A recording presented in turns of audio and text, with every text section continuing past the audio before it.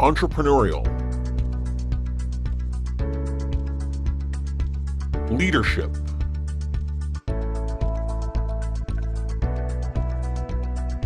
intellectual.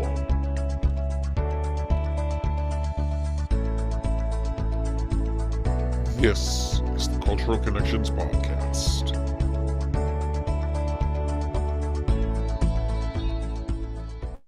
And hello, everybody. My name is Brian Ives, and I am the producer and the host of the Cultural Connections Podcast. Before I introduce our guest today, I want to remind all of our viewers at home that we are recording this episode live on Friday, October 25th, 2024. And this episode is being live streamed to YouTube. So, therefore, if you have a question for our guest, please feel free to comment below, and we'll do our best to answer the question for you live. Before I go further, I want to tell viewers who have not seen our last two episodes of the podcast, these next few episodes that you're going to be seeing throughout probably the next 2 weeks are going to be focused specifically on the 5 Massachusetts ballot questions. So yesterday and October 24th, which was Thursday, and Wednesday, October 23rd, we had focused in on question 4. Question 4, we had both sides on. Wednesday, we started with the no side, and then yesterday, Thursday, October 24th, we went to the yes side with that question. Today on the podcast, we are going to be moving to the next question, and that's question 5 on the on the ballot of the 5 ballot questions. That ballot question specifically states that the proposed law would gradually increase the minimum hourly wage an employer must pay a tipped worker, according to the over the course of 5 years on the following schedule. So to 64% of the state minimum wage as of on January 1st, 2025, to 73% of the state minimum wage on January 1st, 2026, to 82% of the state minimum wage on January 1st, 2027, to 91% of the state minimum wage on January 1st, 2028, and to 100% of the state minimum wage on January 1st, 2029. Joining me on the podcast today to discuss on the yes side of this question is Grace McGovern. Grace McGovern is the lead organizer of Yes on 5 and a current tipped worker in Boston. Thank you so much for joining me. Yeah, thank you so much for having me. Happy to be here and talk about Yes on 5. And thank you to all the listeners for tuning in and educating yourself on important local elections. Absolutely. I couldn't agree further.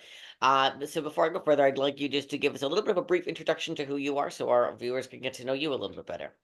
Yeah, so as Brian mentioned, I'm a current tipped worker in Boston, and I'm also the lead worker organizer for Yes on 5 Massachusetts.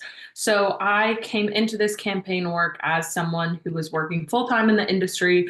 I work still part-time at a brewery in downtown Crossing, and I've always been pretty progressive, pretty politically and involved in my communities. I've lived in the greater Boston area for the past 7 years, Mission Hill, glad to be out of Mission Hill, but Boston and surrounding areas. And I came into this campaign because I saw a chance to make really meaningful change and end a really outdated system. I also come originally from Minnesota, and the idea of sub-minimum wages just never crossed my mind because we don't practice sub-minimum wages in Minnesota. So tipped workers always make a full minimum wage, and everyone still goes out and tips. No one in Minnesota, stopped tipping.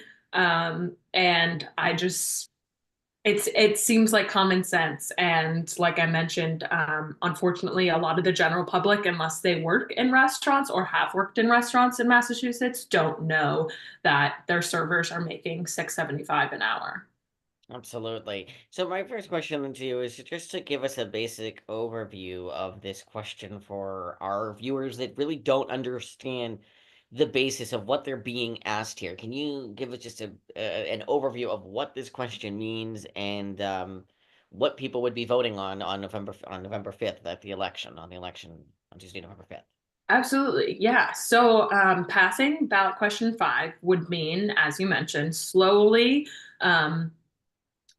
taking away the practice of sub-minimum wages for tipped workers. So right now, primarily restaurant workers, but also some salon workers, get $6.75 an hour as long as their tips bring them up to a full minimum wage. So passing question 5 would make workers less reliant on tips and would make employers stop using customers as a means of subsidizing their employees' wages.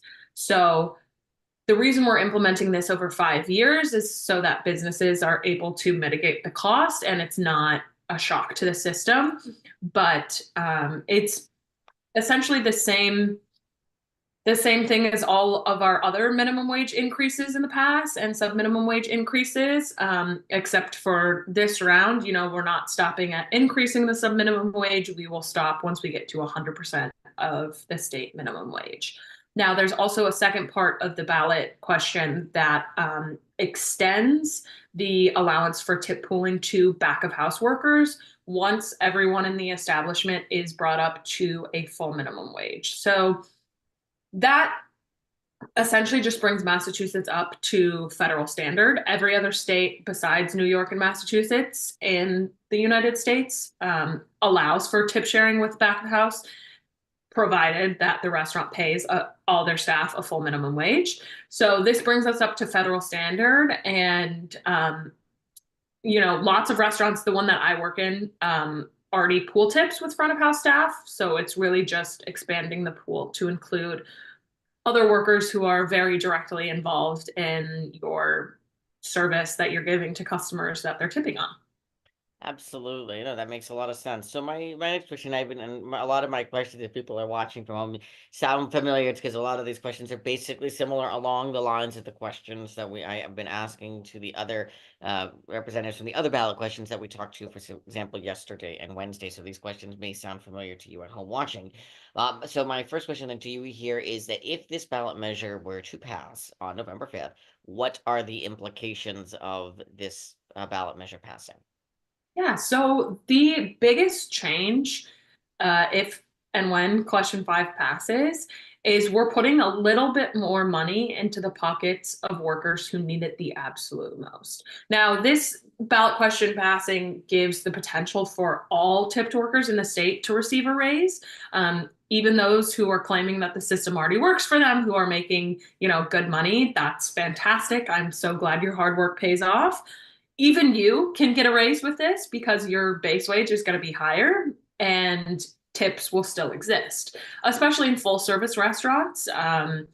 Tipping's not going to go away anytime soon. As I mentioned, I'm from Minnesota. Tipping is alive and well there, and tipping is alive and well in the 7 other states that we've passed this. But the biggest thing that question 5 will do is put more money into the pockets of vulnerable workers and also make them less reliant on the charity of customers. So right now, customers are unknowingly subsidizing labor costs for employers through tips.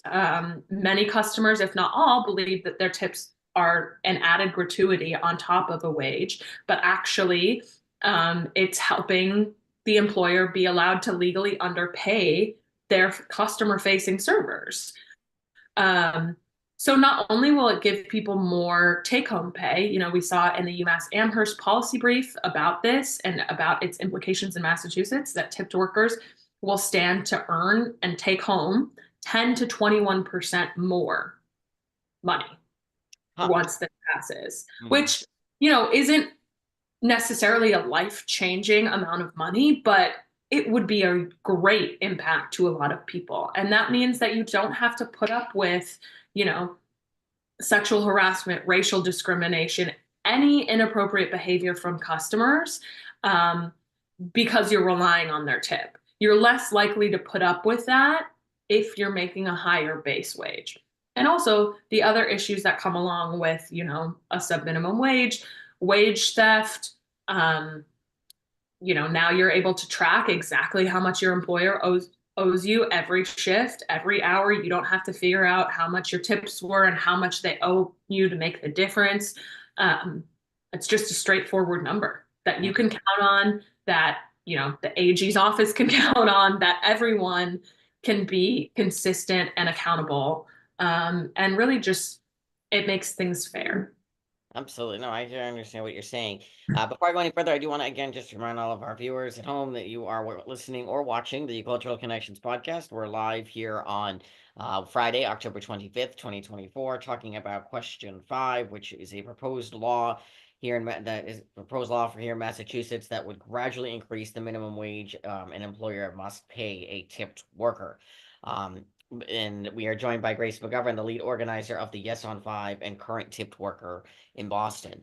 My next question then, and if you have a question you'd like us to ask on the podcast and you're watching live on YouTube, please feel free to comment below and we'll do our best to get them answered. My next question then to you here then is I didn't hear exactly what you said with how many states have already implemented similar legislation to this.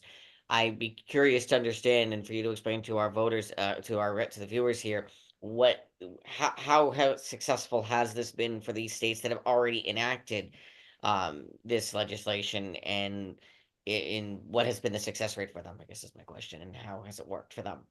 Yeah, so we have, as I mentioned, 7 other states, and then Michigan just recently became the 8th state. We won a Supreme Court case, I believe, 2 months ago now.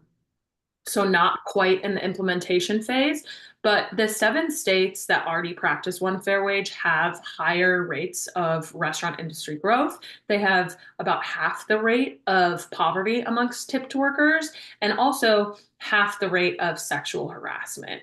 So that's a big one that we've been talking about. And, you know, as someone who is a young woman, I can tell you that myself and every other person I've ever talked to, young woman who works in the industry or has worked in the industry, has faced some level of sexual harassment, either by their managers, by their boss, being told to, like, you know, sex themselves up to get more tips or appeal more to customers, or by customers themselves, you know, telling them, you know, assuming that a server wants to go home with them or wants them to touch them on their back. And so sexual harassment is a big one, wage theft is a big one, but also just overall, the earnings are higher across the board. Like I said, the big thing that question 5 aims to do is to lift up workers and to make paychecks more accountable and clear and reliable, but also to put just a little bit more money into the pockets of the people who are working so hard to keep the restaurant industry going. And so the restaurants in California and Minnesota and other states have much higher restaurant growth rate than Massachusetts.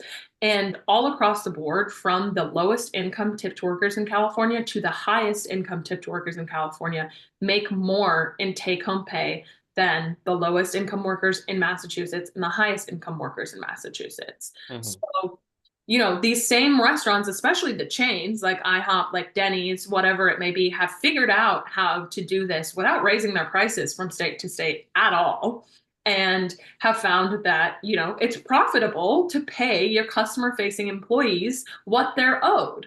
The entire rest of the state has decided that $15 is the floor, is the absolute minimum for what we will pay an employee for their labor. And then we've said tipped workers have to start below that and work themselves up to get $15 an hour. So in a situation where you're treating people fairly and you're treating people like every other employee in the state, you have much lower rates of turnover. So that leads to, like I mentioned, the restaurant growth rate. It leads to higher employee satisfaction. And all of these things will end up being good for the businesses themselves because, again, these tipped workers are the customer-facing employees. These tipped workers are the ones, are your salespeople, they're your marketing people, they're, you know, the face of your establishment. They're the ones who have to pitch the menu items and tell your customers about it. They're the ones who have to solve any problems that your customers have. They're the ones who have to put on a happy face no matter what happened to them that day. And so giving them more respect and giving them more consistency in their pay is going to make them happier, is going to make them feel more respected at their job. And in turn, you're going to see that investment come back into a better environment in your business and eventually more profits in your business. Absolutely. No, I hear what you're saying, and I think that makes sense here. Then my next question then to you here is, and I think this has been something obviously as we've seen recently, especially these past couple of weeks from a national attention, is minimum wage, and the discussion of minimum wage in general. And obviously, I know it goes back and forth between a state minimum wage and a federal minimum wage. If I mean, how I'm curious to understand how if the federal minimum wage were to get increased, and we know we've heard discussions, we've heard this from both sides of the aisle in the political spectrum, and by any means, I'm not getting into a political discussion on the federal minimum wage and who's right versus wrong on that. But how would that change the results of this the results of this moving forward if, let's say, down the road the federal minimum wage were to rise, and what would that do for tipped workers like yourself? How would that change things? Would that do anything? So if the minimum wage increases without the sub minimum wage increasing, which usually in the past, if there's a federal minimum wage increase, the sub minimum wage follows. But if the minimum wage continues to increase and the sub minimum wage does not, that means that you're giving up more and more of your tips to your employer to make up the difference between sub minimum wage and the minimum wage. Mm, Because we've decided what the very least that you can take home is after an hour of labor. But if you have access to tips and you're working your butt off to receive tips from customers and the right. minimum wage keeps going up, you just have to give more and more of that to your boss to make up the difference between Mm, the floor of 675, which is what your employer is paying you. right. So as it stands right now, $15 an hour is not really enough for anyone to live, but employers are paying 675 an hour. And if you get, at least the difference in tips, and just let's say you break even, you make, with tips, you make $15 an hour. That means that the employer's paying you 675, and then the customer is paying, or you're paying out of your tips, however you want to look at it, 825. So it's not even a 50-50 split. You're essentially tipping out your employer and paying him to let you go to work at his establishment. And the more the minimum wage raises without the sub minimum wage being addressed, it's gonna mean you have to work harder just to break even and to ever see any of your actual tips. I see. That makes sense. Then my next question then to you here is in what I said at the very beginning of the podcast when I explained the question, is that this is over the course of 5 years. Again, according to the following schedule, that at to 64% of the state minimum wage on January 1st, 2025, to 73% by January 1st, 2026, 82% by January 1st, 2027, and to 91% by January 1st, 2028, and to 100% by January 1st, 2029. Does it remain at that after the 5 year period? What's going to happen after the 5 year period? Is it going to remain consistently for the years after that down the road at 100%? How is it guaranteed to stay at 100% It's after the 5 year period? So this is a ballot question to end the practice of sub minimum Right. wages.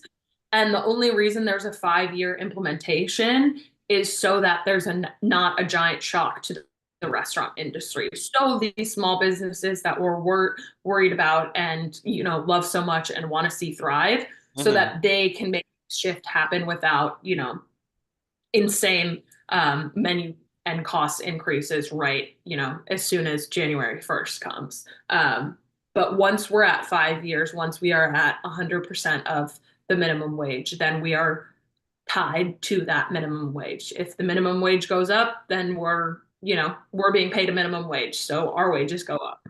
Okay. Now, what I try to if we it says here obviously from the voters guide here that there is really no physical fiscal consequences to the Commonwealth or any municipalities on behalf of passing something like this. Are there any? I mean, basically, if it's not in that context, but is there any fiscal consequences by something like this getting passed? And if so, what would be any type of consequence if something like this were to pass? Again, the consequences are people getting paid what they're owed. Right. The consequences are low wage low income workers having a little bit more money in their pockets, and in turn, a little bit more disposable income to put back into the Commonwealth. And also, tipped workers, restaurant workers are the best tippers. I always joke that my cash tips never leave the street that I work on. Like my cash tips, as soon as I pick them up, they are going directly into the hands of another tipped worker who's cracking my beer for me after my shift.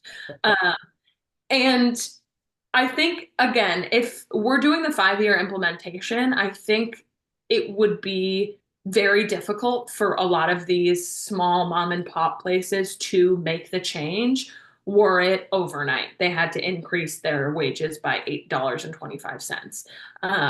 The first year is just over a $2 increase.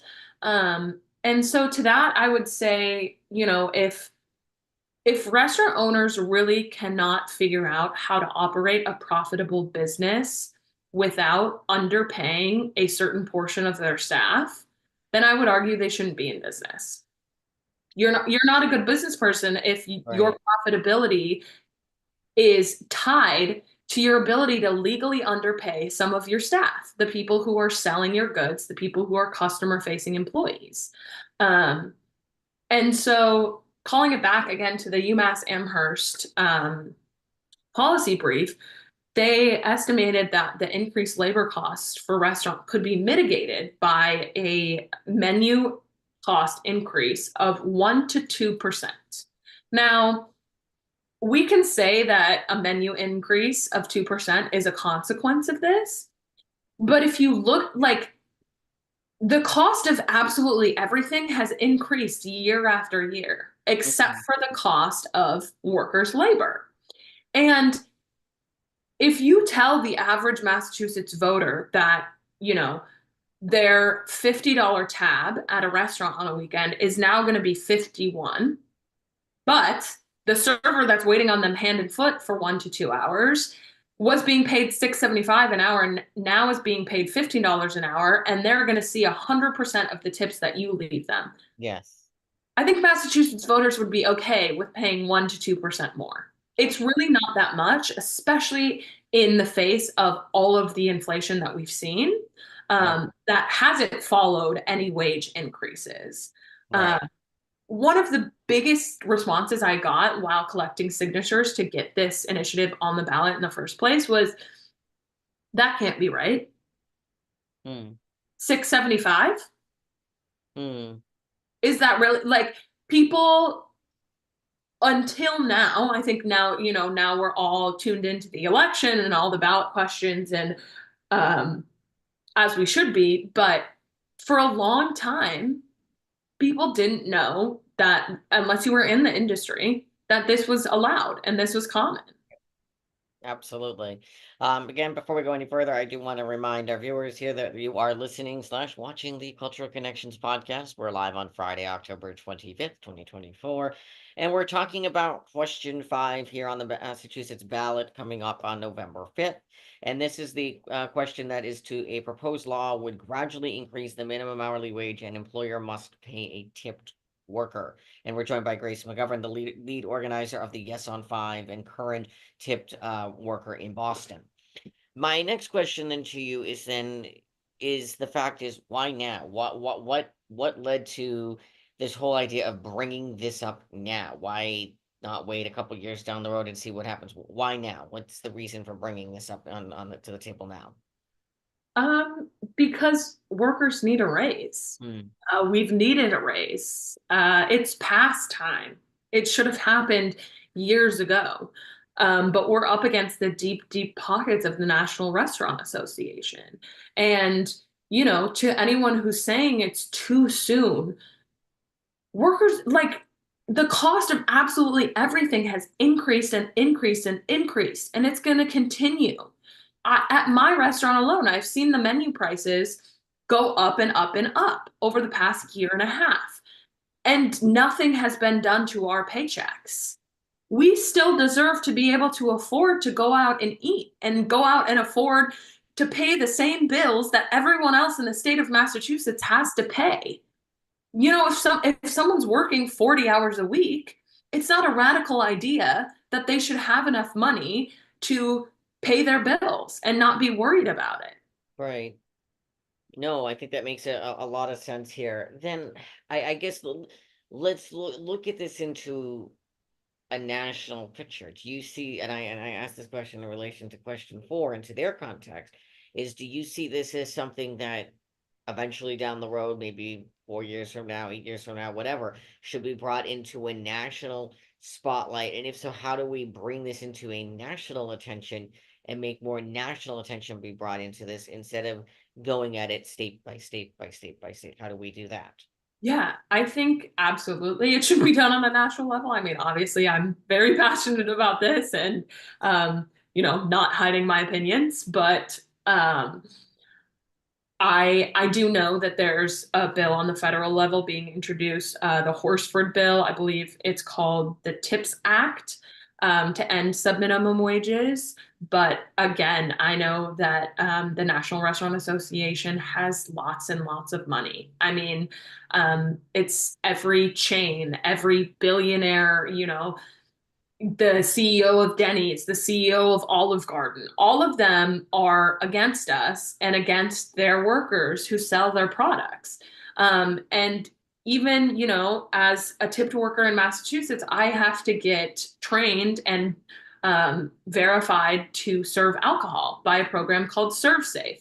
I have to pay out of my own money to get qualified to serve alcohol and work in the state of Massachusetts. And ServeSafe, the training company that runs my modules to teach me how to sell people alcohol, is owned by the National Restaurant Association. Last year, there was an expose on the New York Times about how the National Restaurant Association uses servers' money unknowingly to the servers from legally requiring them to take these courses and paying for them through ServeSafe. They use the revenue from ServeSafe to unknowingly lobby against wage increases. Like it's a dirty, dirty game. And it's the same dynamic of every other movement of, the labor movement in general. It's workers versus their bosses.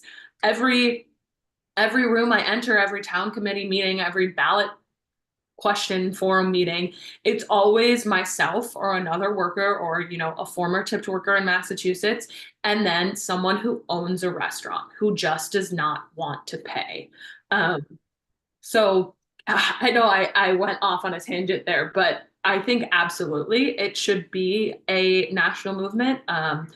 Some minimum wages are a uniquely American problem. Anyone who's gone on vacation to Europe or anywhere else knows that tipping is not enforced as much. And, tipping is an actual gratuity. Servers and waiters are not looked down upon as an unskilled labor force. They are appreciated and valued, and they are paid a livable wage. And then gratuities are actual gratuities. And you don't have to, budget in a 20 to 30% tip every time you go out and eat. You can give them 5 to 10% and know that that's an actual just gift for their good service. Absolutely. No, I hear with what you're saying. Then let me ask you this in a different. You keep bringing obviously back into the attention the national chain restaurants, and I'm curious to understand here then the difference of how this would impact let's say a chain restaurant like you mentioned, a Denny's, an Olive Garden, et cetera, versus the small little diner that you would that someone would go to. What would be the impacts between a national chain restaurant and someone that I mean, is there any difference in between the two that would I mean, the difference that's so frustrating is that these giant chain restaurants who are so opposed to this and pour so much money into campaigning against giving their workers raises could absolutely afford to make this switch. They could afford to make this switch tomorrow. And not see a dip in revenue. Maybe the CEO has to take a little bit of a pay cut, but they make millions and millions of dollars. So absolutely, it's going to be a lot easier for the chains to make this shift, which again is why it's so frustrating to see them so adamantly opposed. And I think, small businesses may have a harder time because they have, less revenue. They have, only one location likely. And the interesting thing is, we have over 100 restaurants in Massachusetts who already practice one fair wage plus tips on top, Yeah. who are already paying at least a minimum wage. Some of them pay more Right. to employers while competing with all of the rest of the restaurants in the state who pay, less than half of their wage cost, Of and they're course. doing fine. And all of these restaurants are small businesses, Yeah. and most of them are one location. Um, Yes. so it's all about valuing your employees. I mean, I think especially in small businesses and mom and pop shops and, like one place only diners, if you really spend the time in getting to know your employees and respecting them and creating a mutually beneficial relationship, you guys can take care of each other and you also can take care of your customers. Um, so it will be harder on the smaller businesses than it will be on the chains. Mm. But again, the restaurants who are already doing this, who are facing the giant competition, are the small businesses, are the ones who face a larger challenge. And they've seen the benefit in doing this anyways. Absolutely. Well, as I always say, it's hard to believe how fast a half hour to 40 minutes of this goes by. And I think this has been very informative. I'd like to give you the final words here just to, again, reemphasize why you want voters to vote yes here on question 5. Yeah, thank you so much again for having me, Brian. I really want people to vote yes on 5 because it would end a very outdated system of legally allowing employers to underpay their customer facing employees, and a system that really makes already vulnerable workers vulnerable to a lot of really prevalent issues in the restaurant industry: wage theft, racial inequity, sexual harassment. Um, Passing a ballot question and giving people a little bit more in their base wage isn't going to solve all of these huge systemic issues, but it's a fantastic place to start. And we have to start making changes now. Workers want this, and it's fair for consumers too, who have been unknowingly forced to subsidize labor costs. Right. And again, it's also fair to the over 100 restaurants who are already practicing one fair wage in Massachusetts. The biggest thing that this would do is put a little bit more money into the pockets of the people who need it the most. Absolutely. No, I think that makes a lot of sense. If people want to learn more about Yes on 5 and the mission that you're trying to accomplish, is there anywhere where they can go online to find out more about it?